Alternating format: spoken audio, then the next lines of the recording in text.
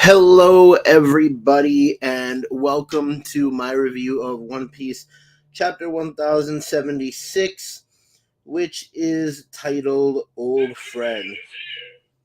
Sorry about that. That's my notification. Let me find my notes.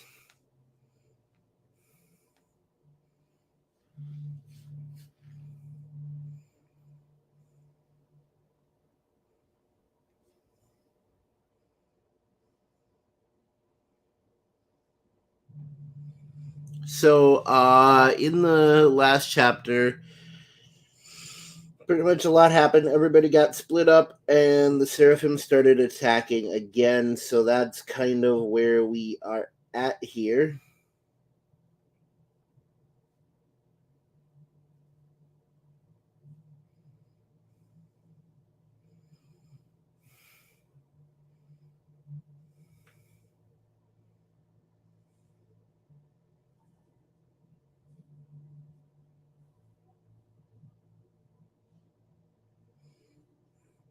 All right. Ah. So we do have some notes here. Oda says, after the final screening of Film Red, we had a barbecue with all the major staff members. I wish I could share meat with everyone like that. That is awesome, Oda. But I mean, if Luffy's any indication, you don't really like to share your meat. Um. Anyways, no cover story this week. Although we do get a colored cover here, which is really cool. So hopping right into the story. So pretty much at the end of the last chapter, Lucci and Kaku asked to be set free so they could help fight against the Seraphim. And Luffy and Zoro immediately disliked that idea. Um, and so pretty much at the beginning of this chapter, they're still trying to decide whether to let them out, and they're kind of asking if they can trust Lucci and Kaku. Um, and so Zoro asks, "Let's say we free you guys. I can't see you letting us cuff you again later." And Kaku says, "We'll put these restraints back on without a fight." And Luffy's just full on believes him, and Zoro says he's obviously lying. And so another slash comes from uh, S Hawk, and Zoro notices that this slash comes from his leg. And so we finally discover that S Hawk's Devil Fruit ability is the Dice Fruit. So S Hawk is pretty much a combination of every villain that Zoro has ever fought. S Hawk is the answer to Roronoa Zoro. He's Lunarian, he's based on Mihawk, and he has Dazbone's Mr. One's Devil Fruit ability. He is the ultimate kill Roronoa Zoro android. Um, so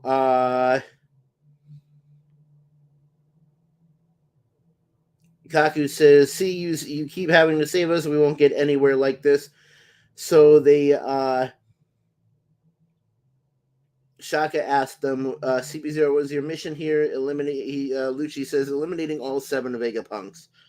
Um, and Shaka says, "And I take it you won't let Stussy off the hook, given her betrayal." And Lucci says, "No, they aren't going to show her any mercy." So Luffy asks for the keys, and Shaka says, "I'll leave it in your hands." After they realize that, uh, sorry, that two other bots are running around. So Luffy then says one of my favorite lines right here. When those four guys are out of the way and you realize you can't beat me, you won't be a sore loser and go after my friends in the Vegapunks, right? Luffy right here calls out Rob Lucci and kind of slaps him in the face, because Luffy right there, he's just like, you can't beat me in a fight ever. Like, like he's not even being prideful. He's being realistic and he's being factual here. And he's just straight out laying down the facts. He's just like, if I let you out, you're not going to beat me. But I just want to make sure that like, you're not going to be pouty and go try to hurt my friends because you can't beat me. And so, Zoro's like, they're not going to fall for that.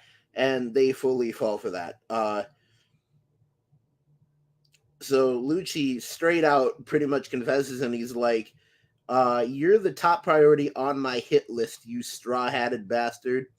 I won't go out of order, but your friends won't outlive you for long.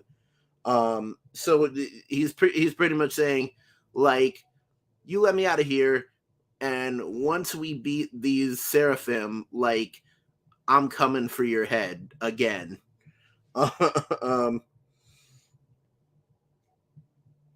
And at this point, they let Lucci and Kaku out of the shackles, and S-Bear unleashes an Ursa shock in the room. So S-Bear confirmed does have Bartholomew Kuma's devil fruit power of the pawpaw fruit.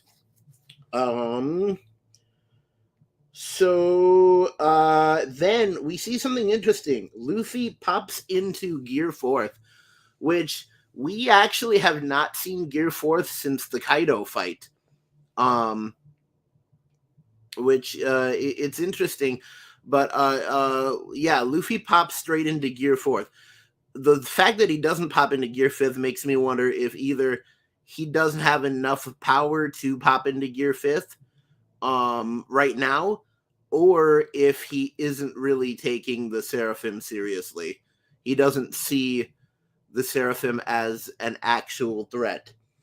And I like this because he knows he has to punch S-Bear, who looks like Kuma, and so he actually calls out to the universe and he says, sorry about this, Bonnie, because he realizes he's punching something that looks like her dad, which I think is a nice touch.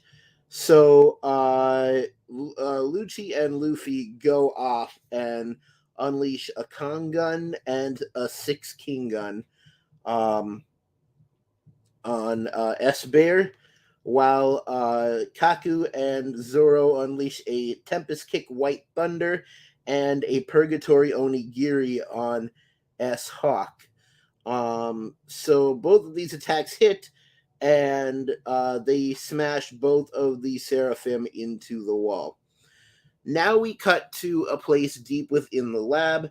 There are some people begging for food, and it turns out that these are all the former teams of CP members that came to investigate Vegapunk's research. These are the World Government Intelligence CP5, CP7, and CP8 agents. And they are being kept here as prisoners, and they have nothing to eat based on the time they said they were there, which is 3 months. I'm pretty sure a lot of them are dead.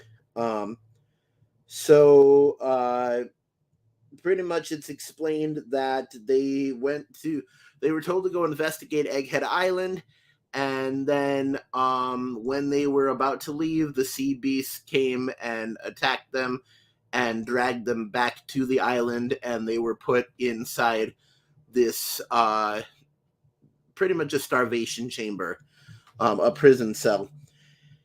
And So this guy is explaining this, and says, "So I figured you were the one behind it all, Dr. Vegapunk." And it turns out we have found the actual Stella body now. So the Stella body has been transported to a prison deep within the lab, and says he had no idea that this was happening on Egghead right under his nose.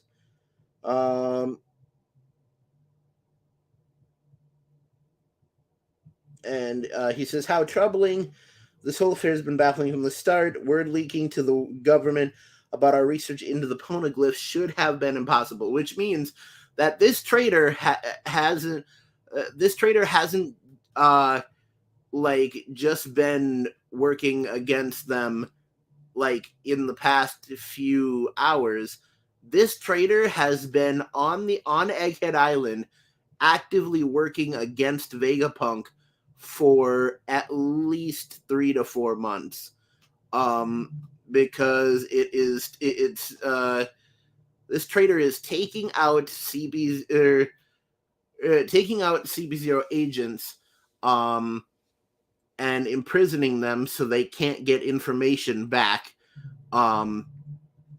And also, someone has also been leaking information to the world government about the poneglyph research. So I don't really get what this mysterious person or this traitor or whatever is trying to do, because somebody's imprisoning these CP agents, but someone is also leaking information out to the world government. So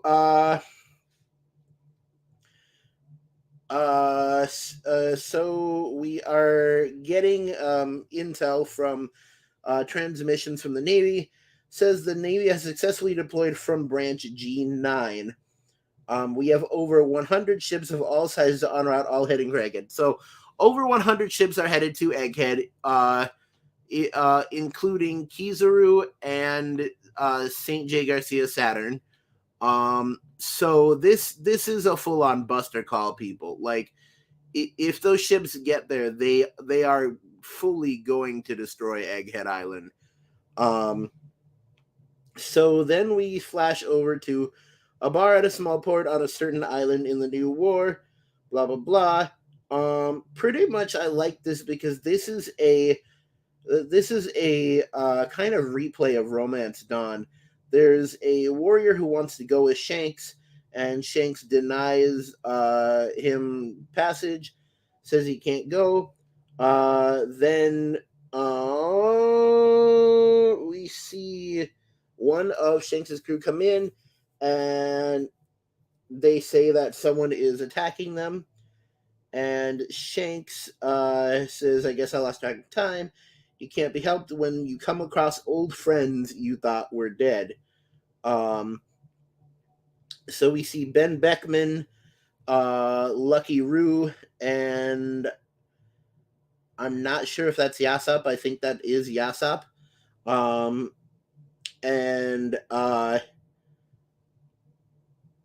pretty much everything's gearing up here. And then we see out of the shadows steps Dory and Bragi, our old buddies, our good old buddies we haven't seen since the Little Garden arc.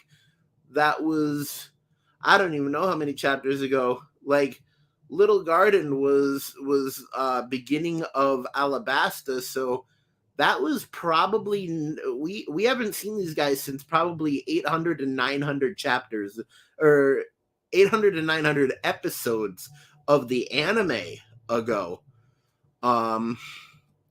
Well, no, because beginning of Alabasta is about like mid 200s, something like that in the chapter. So yeah, we haven't seen the Dory and Bragi for probably about 800 chapters. Yeah, Dory and Bragi are either they're on the crew or they are working with Shanks. And so it is revealed that this island is actually Elbaf, the home of the most prideful warriors around. So we are now being shown Elbaf, and it turns out that Shanks is already there, and he's kind of lying in wait for Kid. And honestly, this is why the top three supernovas had to go the way they did. Luffy had to go to Egghead because it wasn't time for him to run into either Blackbeard or Shanks. Blackbeard pretty much lied in wait for any of them to come, but got Law. And then Shanks pretty much lied in wait for Kid. And yeah, so here it is. The chessboard is very much set. So just the end of the chapter, Kid notices that these are the red-haired pirates ships and stuff, and he said last time it was completely one-sided because, as we know, in the last fight, Kid got his arm taken off by Shanks, and that is why Kid now uses a mass of metal for an arm. And he said last time was completely or Killer is saying last time is completely one-sided. They took your arm before we even got a glimpse of Red Hair himself, and then does his trademark fa fa fa fa fa laugh. So yeah, that's saying something because that means Shanks didn't cut off Kid's arm. Like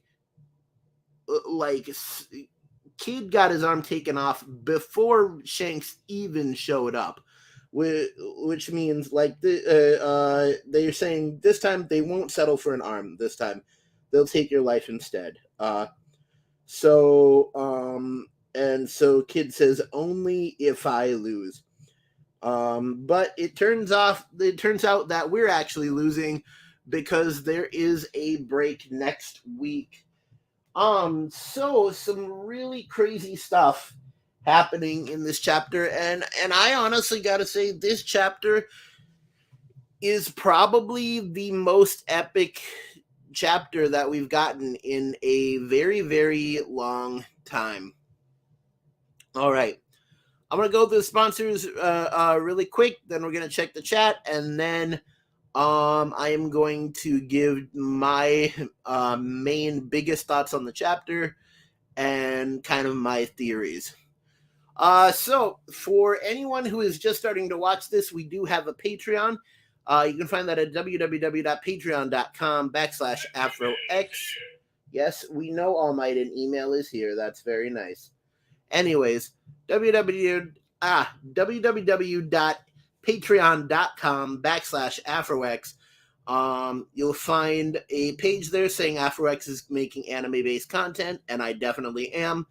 You can sign up on there to donate to the channel in increments of $5, $10, $30, $50, or $100 a month, and you will get different rewards based on those things. The rewards are listed on there. I am about to change the $30 one just because there's been some new developments. Okay, moving forward, we do have you can check us out on a bunch of social media. My Discord has recently opened up to the general public, so anyone can join the Discord. On Thursday nights, we're doing anime viewing. And if everything goes right, we keep having good weather for streaming and stuff like that. We're going to be doing 4 episodes per night. Right now we are working our way through the anime Fire Force. So if you've never seen Fire Force and you want to check it out, I think it would be definitely a good idea for you to join in on that. All the social medias are listed at the bottom of the description in every edited video that I do. So you can check that out. We have Facebook. The Facebook page is called AfroX. We have a Facebook group that is called the Official AfroX Fan Club. If you join that, you'll be added to a chat group where you'll be able to find out if I'm going to skip a week or if something is going on different from the norm. We have a TikTok that is at AfroX_YT. We have a Twitter, even though Twitter is dying, and that is at the real AfroX. I believe we even have a Instagram, and that is at AfroX, I believe. Anyways, yeah, that is all the social medias that you can check out on there. Also, in the description, there is a link to my merch store. We only have one piece of merch right now. That's the AfroX t-shirt. Runs for $30. 10% of that goes back to the channel. Or no, a third of that goes back to the channel. That's right. $30 you pay, I get $10 for that. Anyways, AfroX t-shirt has the AfroX logo on the front and has the AfroX slogan on the back, which is, say it with me, stay legendary.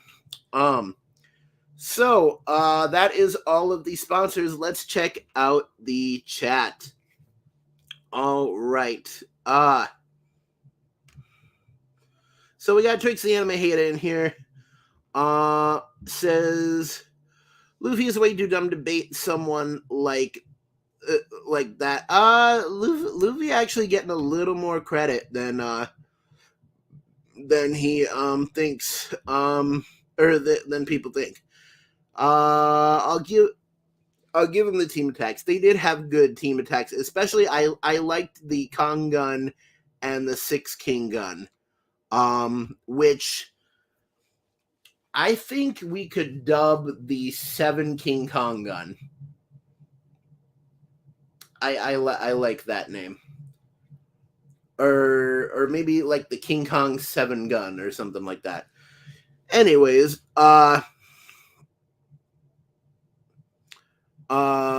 maybe Purgatory Tempest Kick Onigiri. Something like that. The trader is indeed working both sides. Yeah, definitely working both sides. I'll give you some of my bigger thoughts on that after this. Buster Call incoming. Chad brothers are back. Dory and Bragi are back. I'm extremely happy about that. Shanks pulled a Blackbeard waiting. That is true. It's kind of like which kind of makes me see Blackbeard as on a Shanks level a little bit, at least on the evil side. They both knew that the new generation was coming, and they both like were like, we're just gonna be a wall. I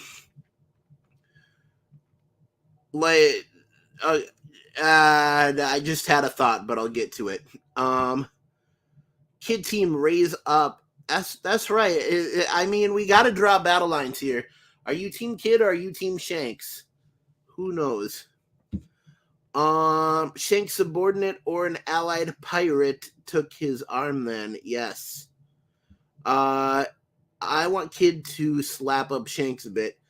Okay. Well, I mean, we'll see. Most definitely knock damage to King of Lightning and other fans too. For sure. So here's my thoughts about the chapter. So just coming back to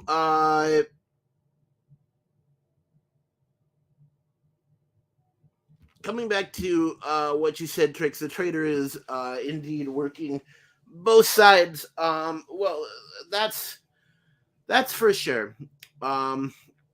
Which the trader working both sides. When I was reading this chapter and I saw that the CP agents were being locked up, but I also saw that information was getting out. It really made me feel like I could kind of confirm something that Liam from Grand Line Review said, which Grand Line Review is postulating that Shaka is the traitor. And honestly, for someone to be orchestrating a whole big game like this, and locking up CB agents and stuff like that. The two people that I think are smartest and have the most to gain from this would be Shaka or Stussy. Because Stussy, and why I say Stussy is because Stussy is a double agent. I even thought about that while I was watching Grand Line Review's review of the chapter. Is that why are the Straw Hats just blindly trusting Stussy? I mean, there is a known rule that you shouldn't date people who cheat on other people because they might cheat on you. And that's the thing I thought to bring up, is that Stussy is like a double agent, and she could easily turn around and turn out to be fully betraying the Straw Hats and the Vegapunks. So Stussy is smart enough to do it. But Shaka is really the other one who's smart enough and seems to be in the most authority. And it honestly really feels like that Shaka is the main brain of Vegapunk. Like, it feels like Stella isn't even a Vegapunk. It feels like Shaka is Dr. Vegapunk, or the personality that Dr. Vegapunk should have. I don't know if you agree with that, but that's just my thoughts.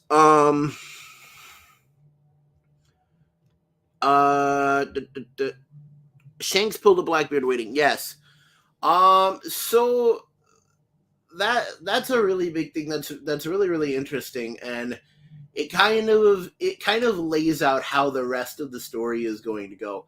So Blackbeard and Shanks decide individually that the best way to stop anyone else from becoming the Pirate King is to create a wall between, or is to pretty much ambush everyone else that's gunning for it. So top 5 people that are going for the One Piece right now and actually have a shot would be Luffy, Law, Kid, Blackbeard, and Shanks.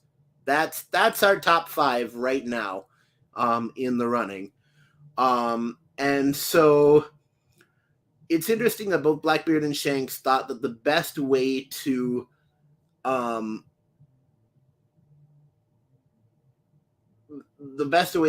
stop other people from getting the One Piece would be to ambush them. Which I kind of have to give a lot of credit to Blackbeard on that one. It also makes me wonder if, well, just because Doflamingo did say we don't even know like who will team up with who will side with who.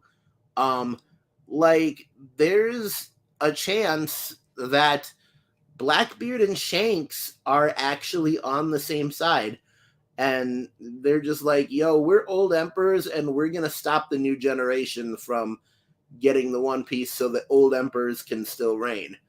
But I mean, there's definitely a possibility that Blackbeard and Shanks could team up against the rest, because I mean, it's been clearly shown that, like, even though Shanks really likes Luffy and admires him, Shanks isn't just gonna get walked all over.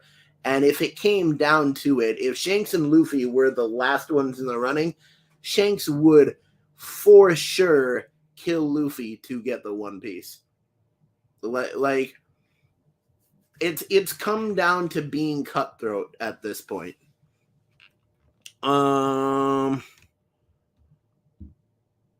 Shanks subordinate or an allied pirate took his arm.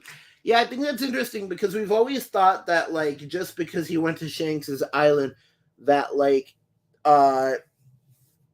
Shanks took his arm. But no, like, Kid got his arm taken off by, like, yeah, like you said, like an allied pirate or a subordinate. Which really, like, so many people have been trying to raise up Kid recently. So many people have been trying to raise up Kid and make him look cooler than he is. And I mean, he did help to defeat Big Mom, but really, if you are getting your arm cut off, and if you are running away and you haven't even walked up to the captain of the crew yet, I don't really see you having a chance. I mean, like, Kid hasn't gotten a new transformation. His devil fruit hasn't awakened, really. And like, going to Wano and going to Onigashima wasn't really a training arc for him. Like, Kid is always just doing what he's always just done. And I really think, like, if we're talking about eliminating people in this death game for the One Piece, I think Kid's the first one to go. I am hereby predicting that Kid it will die first in the race for the One Piece. Especially now, because like Shanks just straight up laid it out. He's just like, either Kid gives me the Poneglyph rubbing or I stomp his ass into the ground. Like, or I end him. But yeah. So I'm pretty sure that like, since we know Kid isn't just gonna give up the Poneglyph rubbing, I'm pretty sure this is coming to the last moments of Captain Kid.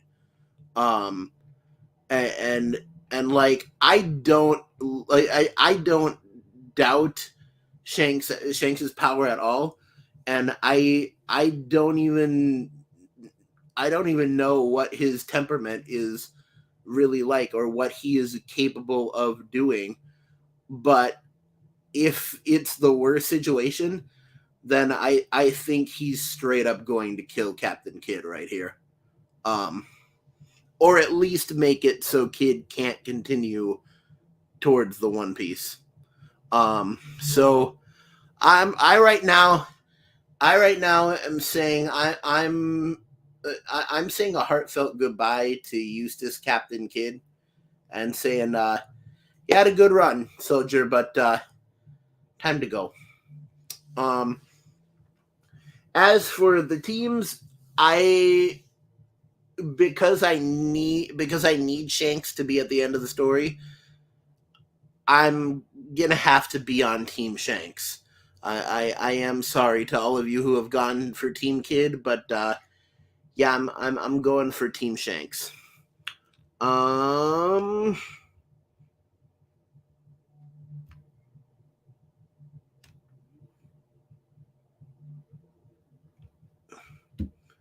Although I agree, I do also want Kid to slap up Shanks a bit. Like, we all know Shanks is gonna win against Kid, but let there be a fight. I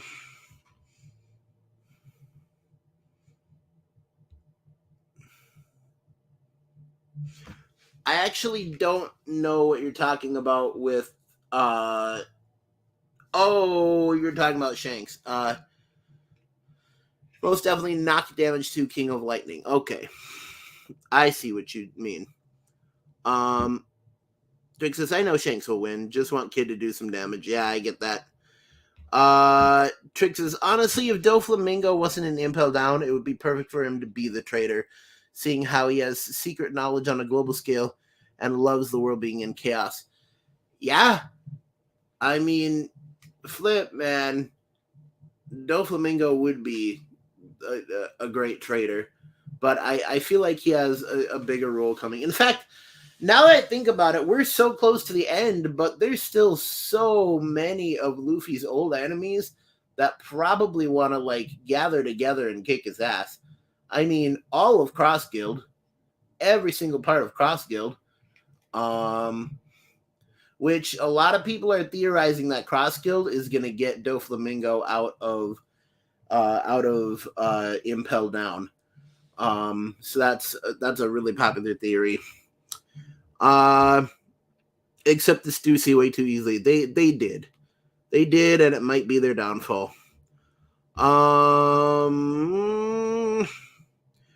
It's come to them being pirates in the end.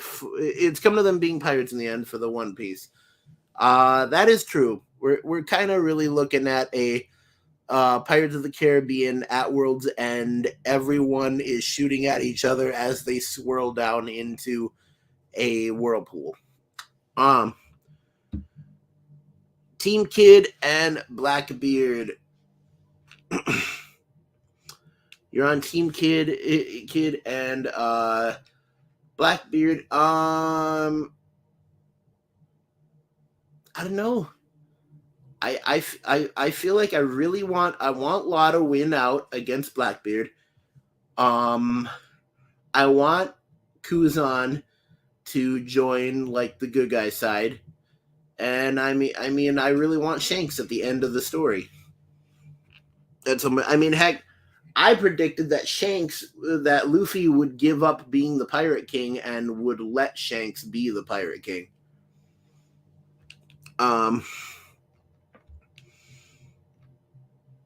Doflamingo for Cross Guild, hell yeah. I would like to see that. I would definitely like to see Doflamingo get broken out by Cross Guild, but the second that Doflamingo gets into Cross Guild, like he's taking it over. He's the top dog at that point. Just because he already like organized his whole family into a crime family. And he's just good at he's just good at running things. But yeah, Doflamingo and Cross Guild would be really nice. And I mean, then with that, it kind of puts together like it kind of starts putting together a league of villains for One Piece, and it creates a third force for the final island. So on the final island, we'll obviously have like we'll have Luffy, but against him is going to be like every other pirate, the Marines, and then also Cross Guild, who just hate him because he kicked all their asses. So really, the final island isn't going to be a battle royale. It's going to be a team deathmatch or a survival game against Luffy. Team deathmatch against the Straw Hats would be an appropriate thing. Him and Crocodile will clash on leading. I actually think that because Crocodile was slightly under Doflamingo's thumb even back in Alabasta, I think that Crocodile would be like, this is the guy we need to lead us. I think that Mihawk and Doflamingo would clash. Just because Mihawk doesn't really like being underneath anybody. But yeah, that'd be interesting to see. The greatest swordsman versus a guy who can control all string. Like, it sounds one-sided, but I don't know. That'd be interesting to see. Well, we are about 10 minutes over where we usually cut off. But yeah, that is a really good chapter. I'm excited for 1077. That's going to be in 2 weeks. So next week we will not have a review of One Piece.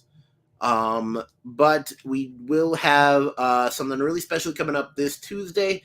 I am going to be doing probably 2 live streams. I'm going to be doing Anime Legends, and then I'm going to be doing another live stream where we are going to get into why Tony Chopper is the second smartest character in One Piece. So definitely, if you want to find out why Chopper is like nearly Vegapunk genius level, then definitely tune in for that. Anyways, get back up, never give up, and tune in next time for the next piece of One Piece.